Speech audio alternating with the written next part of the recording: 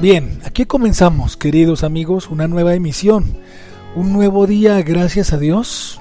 Estamos a los pies del Maestro, miércoles 5 de febrero, un saludo muy afectuoso, muy estrecho para ustedes en esta fiesta de Santa Águeda, Virgen y Mártir.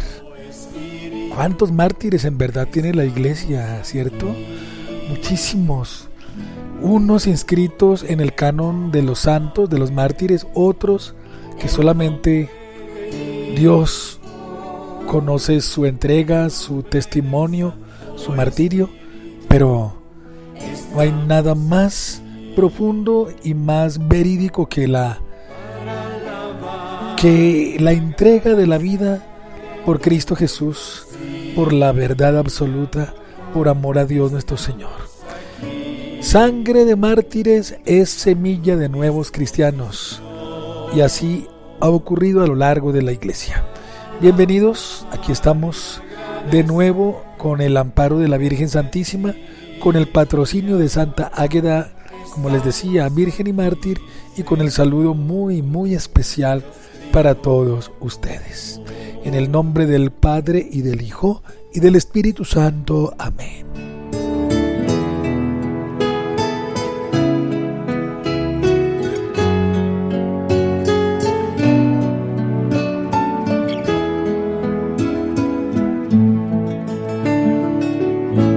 En nombre del Padre, en nombre del Hijo. Bueno, entonces, siguiendo con nuestros esquemas, hemos terminado ayer el estudio del Salmo número 3.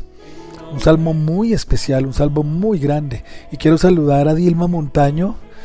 Ella me escribió el lunes pasado. Me decía que el Salmo número 3 para ella representa una gran ayuda, un gran estímulo.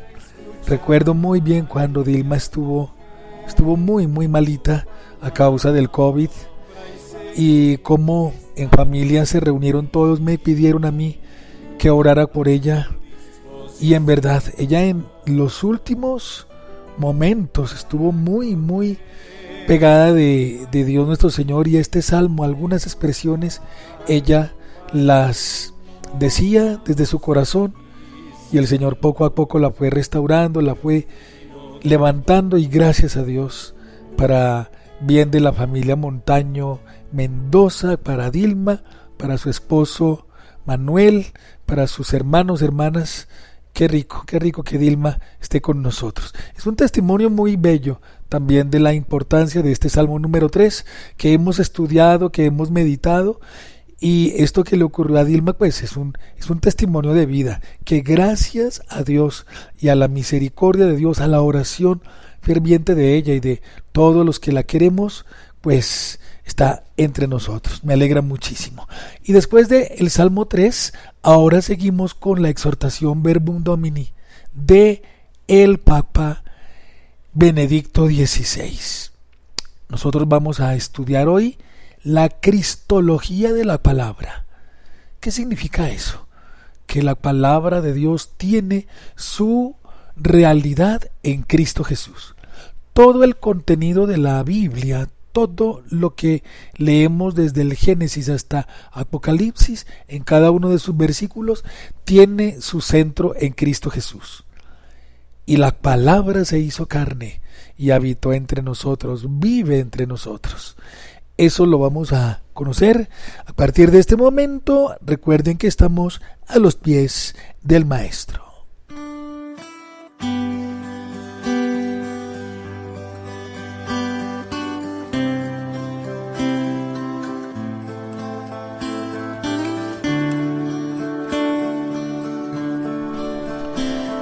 Muy bien, partamos de aquello que en la carta a los Hebreos hemos venido meditando, hemos venido contemplando, que a través de Jesús, Dios nuestro Señor nos ha hablado perfectamente. Lo dice la carta a los Hebreos en distintas ocasiones y de muchas maneras habló Dios antiguamente a nuestros padres por los profetas. Ahora, en esta etapa final, nos ha hablado por el Hijo, al que ha nombrado heredero de todo y por medio del cual ha ido realizando las edades del mundo. Todo es mensaje, presencia de Dios. Pero en el Nuevo Testamento Dios habla perfectamente. En el Antiguo Testamento Dios se nos presenta ya como historia en la que Dios comunica su palabra. En cambio, en el Nuevo Testamento esa palabra cobra carne, se convierte en una persona históricamente hablando, porque como palabra, en el verbo, en el Logos, Cristo Jesús siempre fue, es y será una persona, pero empezó a ser persona humana en el vientre de la Virgen Santísima. Entonces, en el Antiguo Testamento, Dios expresó muchas veces su palabra, hizo una alianza con Abraham, después con Moisés, y también la hizo con el pueblo de Israel, y se fue revelando con obras, palabras, como Dios vivo y verdadero. Y de este modo Israel fue experimentando la manera de obrar de Dios con todos nosotros, con los hombres, y la fue comprendiendo el pueblo cada vez mejor. Y así Dios hizo presencia con su palabra. El Dabar se dice en lengua hebrea, el Dabar. Dios y su palabra eterna en el Antiguo Testamento de forma presente, de forma constante, y llega al Nuevo Testamento y de una manera insuperable Dios habla en Jesucristo nuestro Señor. Esa palabra eterna, la palabra eterna que es Jesús, porque recordemos bien, es la Trinidad, el Padre, Creador, el Hijo, Redentor, el que es la palabra, y el Espíritu Santo. Desde siempre, desde antes de la creación, desde antes de que el mundo físico existiera, estaba Cristo Jesús en la mente de Dios, al lado de Dios, como palabra, como verbo. Y luego, cuando Dios lo dispuso, en la plenitud de los tiempos, esa palabra eterna toma carne y se ha convertido en un hombre nacido de una mujer, como bien lo dice Gálatas capítulo 4, versículo 4.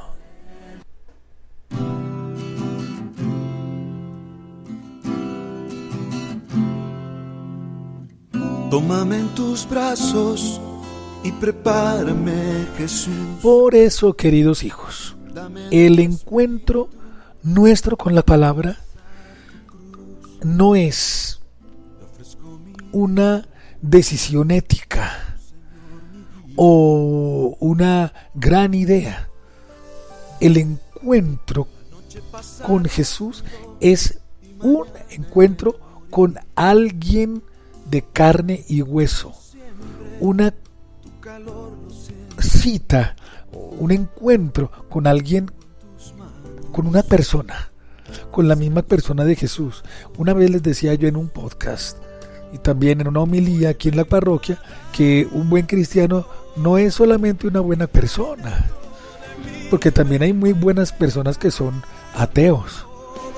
Claro que sí, hay buenas personas que son de otras religiones no cristianas, pero el encuentro con Cristo Jesús no es una decisión ética o tener una emoción o una emotividad o tener una gran idea, un buen impulso, sino es un acontecimiento, es encontrarse con una persona que da un nuevo horizonte a la vida y con ello una orientación decisiva para muchos que quieren saber qué se siente al encontrarse con Cristo Jesús.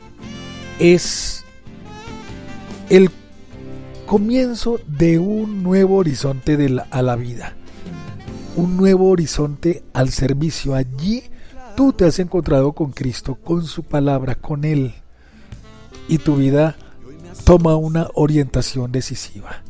Esto es algo absolutamente trascendental en la persona. Quiero ser testigo del inmenso amor que hay en ti. Hoy vengo a darte todo lo que hay dentro de mí. Vengo a entregarte todo por lo que viví. Mi juventud, Señor, está en tu altar. Y precisamente, siguiendo esta misma línea, el apóstol San Juan nos dice: y la palabra se hizo carne y acampó entre nosotros. Y el mismo Juan, allá en el Evangelio, nos dice: y hemos contemplado su gloria, gloria propia del Hijo único del Padre, lleno de gracia y de verdad. Ese hemos contemplado su gloria es sinónimo de aquello que hemos tocado, aquello que hemos visto, aquello que hemos escuchado, aquello que hemos vivido, Cristo Jesús. Eso que hemos contemplado en su gloria es Jesús, el Hijo único del Padre. Hemos contemplado la contemplación de la gloria de Dios en Jesucristo.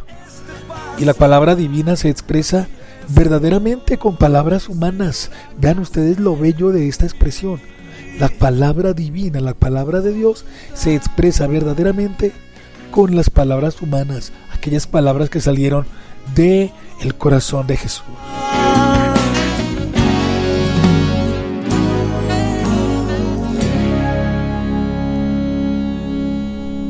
Estamos a los pies del Maestro.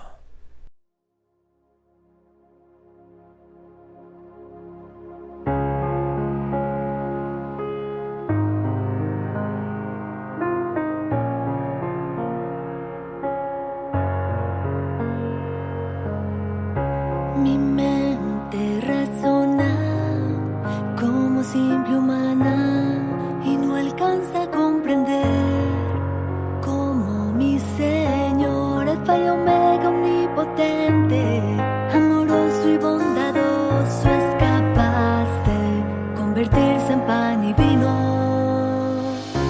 Y al alimentarme de su eternidad, yo siento pertenecer a otro lugar. Tu Señor, mi gran amor, mi Maestro y Redentor,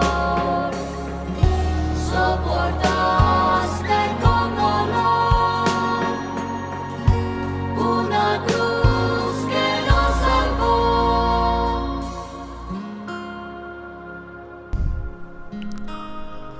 Muy bien, y antes de tomar la santa palabra de Dios hoy en San Marcos capítulo 6, gracias a todos los que anoche se unieron al programa de la Radio María aquí en Colombia, que fue también hecho para la hermana República de Perú. Con el testimonio de mi vida, ahí expliqué muchas de las vivencias de mi familia, de mi vocación, de mi paupérrima salud, de mis estudios, de mi vida. Bueno, fue una hora muy amena con el padre Germán Acosta y con Fiorella desde la bella tierra inca peruana. Fue una hora bien bonita y gracias a los que estuvieron allí, los que mientras estaba yo hablando mandaron sus mensajitos. Bueno, gracias de verdad por acompañarme y por su santa paciencia conmigo, queridos amigos. Bueno, ahora sí, vamos a tomar la santa palabra de Dios, Marcos capítulo 6. Una cruz que nos salvó. En aquel tiempo fue Jesús a su pueblo en compañía de sus discípulos. Cuando llegó el sábado, empezó a enseñar en la sinagoga. La multitud que lo oía se preguntaba asombrada: ¿de dónde saca todo eso? ¿Qué sabiduría es esa que le han enseñado? ¿Y esos milagros de sus manos? ¿No es este el hijo del carpintero, el hijo de María, hermano de Santiago y José, Judas y Simón, y sus hermanas no viven con nosotros aquí. Y todo esto les resultaba escandaloso. Jesús les decía: no desprecian a un profeta más que en su tierra, entre sus parientes y en su casa. Jesús no pudo hacer allí ningún milagro, solo curó a algunos enfermos imponiéndoles las manos. Y se extrañó de su falta de fe y recorría los pueblos de alrededor enseñando. Palabra del Señor, gloria a ti, Señor Jesús.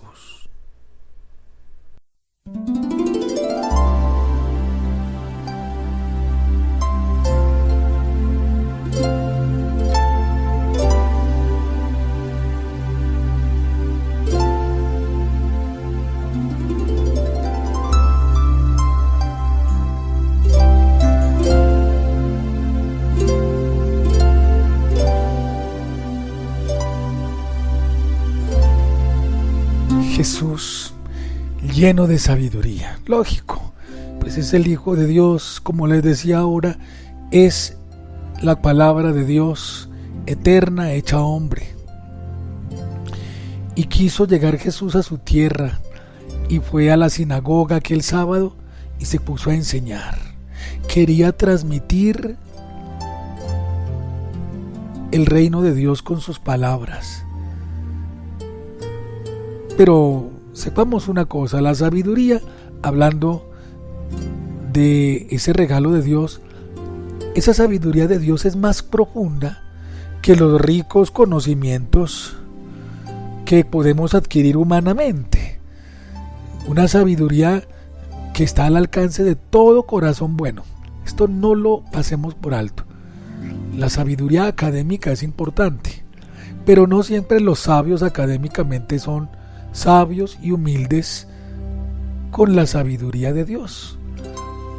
Hay sabiduría que uno adquiere por la práctica de muchas cosas, por la experiencia, por la repetición, por la intuición. Qué bello esto, ¿no?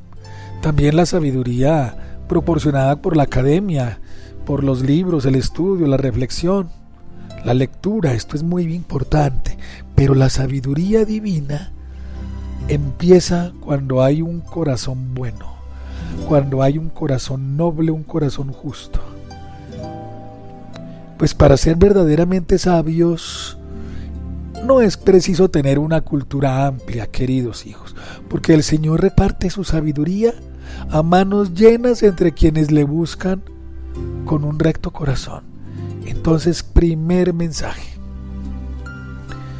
estas personas no lograban comprender la sabiduría de Cristo Jesús y se mostraron hostiles y odiosos con el Señor, precisamente porque huyeron, se cerraron a aceptar la palabra de Dios, porque el corazón no era un corazón bueno, un corazón recto, no era un corazón que estuviera disponible para acoger a Jesús. Podemos nosotros pedir al Espíritu Santo que nos otorgue ese don. Es un don,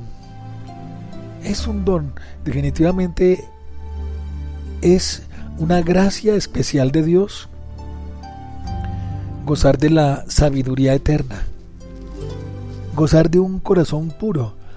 Recuerden, en una de las bienaventuranzas dice Jesús: bienaventurados los limpios de corazón, porque ellos verán a Dios. Y esto es lo que nos falta a todos nosotros, un corazón limpio. Y los que estaban allí, los paisanos de Jesús, pues seguramente lo habían conocido desde muy niño. Sabían quién era Jesús, sabían quién era San José, quién era la Virgen Santísima, y desde niños seguramente lo conocieron, jugaron con él, fueron seguramente a la escuela con él, lo vieron crecer. Y ese fue uno de los defectos de esa asamblea, que pensaron que por haber crecido con él y haberlo conocido toda la vida, aquel Jesús no tenía el derecho pues de enseñarles o de motivarles a un cambio de vida, un anuncio hermoso del reino de Dios. Ese es uno de los problemas que nosotros tenemos, porque pensamos que yo lo conozco de toda la vida. ¿De qué viene a hablarme si es que yo lo conozco? Yo lo conozco cuando jugábamos fútbol allá.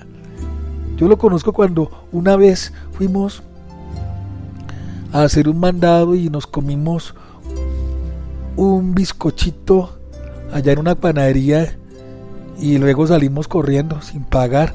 Yo lo conozco. ¿Te acordás, negrito? Ay, María, hombre. Y así entonces pensamos que yo lo conozco desde niño, no tiene ningún derecho. ¿Cómo viene a enseñarme cuando yo lo conozco? Y eso mismo le sucedió a Jesús. Aquellos que lo conocían pensaban que ¿cómo es posible que uno, igual que nosotros, que surgió, ahora venga con esta sabiduría y con estos prodigios? No, eso les resultaba escandaloso. ¡Qué escándalo! Que uno de los nuestros ahora venga a enseñarnos. ¡Qué escándalo! Que uno de los que creció con nosotros haya salido adelante. Ese es un escándalo. Y precisamente por tener ese corazón así, impidieron la gracia de Dios. Jesús no pudo hacer allí ningún milagro. Claro que Jesús quería, claro que Jesús estaba dispuesto a mostrarles el reino de Dios, pero con ese corazón tan cerrado no se puede. Primer requisito para alcanzar un milagro, para ver la gloria de Dios, es tener un corazón noble, un corazón abierto, un corazón sencillo y humilde, capaz de escuchar y de obedecer. Pero estos paisanos de Jesús, no. Fueron hostiles, fueron mala gente con Jesús. Y esa visita terminó abruptamente, porque sus vecinos no pudieron, no quisieron aceptarlo. Lo rechazaron. ¿Qué cara pondría la Virgencita? ¿Qué cara pondría la Madre de Dios al ver que a su hijo ya desde ese momento lo están rechazando? Le están haciendo bullying, se están burlando de él, no lo reciben. Oigan, pero en cambio sí recibimos un poconón de youtubers y de influencers y de gente con mensajes tan superficiales. Uy, eso sí nos conmueve, pero vaya a ver si alguien con palabras de sabiduría que nos ayude a encaminar, a enrutar nuestra vida, ahí sí no, nos da una pereza. Cierto jóvenes, cierto niños, nos da una pereza. Bueno, que nuestro corazón sea cada vez más puro y limpio para aceptar la palabra de Cristo, para dejarnos amar por Él y para que en nuestra vida ocurran grandes cosas por ser sabios y humildes de corazón. Bueno, feliz miércoles. Un saludo muy especial a todas las que se llaman Águeda, que deben ser muchísimas. Bueno, un abrazo muy grande, que el Señor les bendiga y les multiplique. Un abrazo grande, grande a mi mamá. Uy, Dios mío, le mando un abrazo grande, inmenso a ella. Ay, Dios mío. Bueno, Dios me la bendiga, mamá, que se mejore pronto. Un abrazo para ustedes, amigos. Bendiciones en este lindo día.